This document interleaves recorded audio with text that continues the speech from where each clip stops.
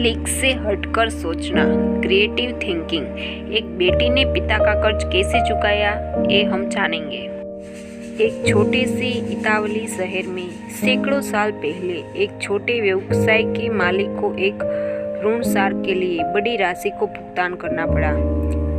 साहूकार एक बहुत बूढ़ा अनाकर्षक दिखने वाला लड़का था जो व्यवसाय के मालिक की बेटी को पसंद करने लगा था।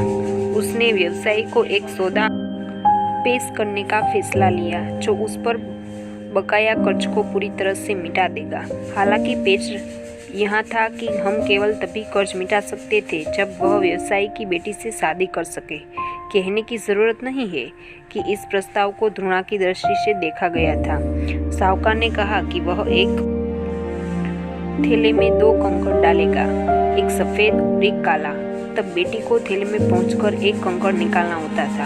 अगर यह काला होता तो कर्ज मिटा दिया जाता, लेकिन साहूकार फिर उससे शादी कर लेता।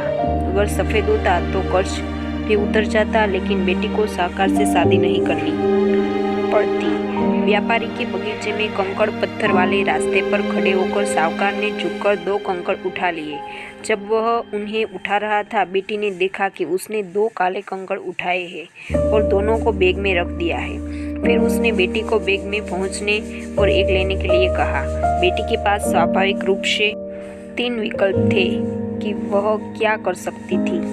थैले में से एक कंकड़ लेने से मना करना, थैले में से दोनों कंकड़ निकालो और धोखे के लिए साहूकार का पर्दाफाश करो।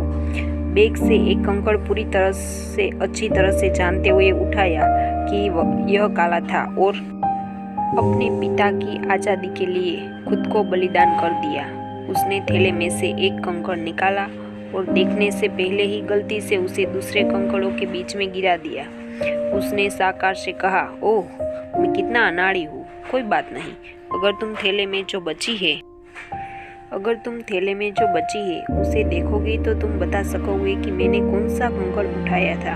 बैग में बचा कंकड़ स्पष्ट रूप से काला है और यह देखते हुए कि ऋण सार्क उजागर नहीं होना चाहता था, उसे साथ खेलना पड़ा।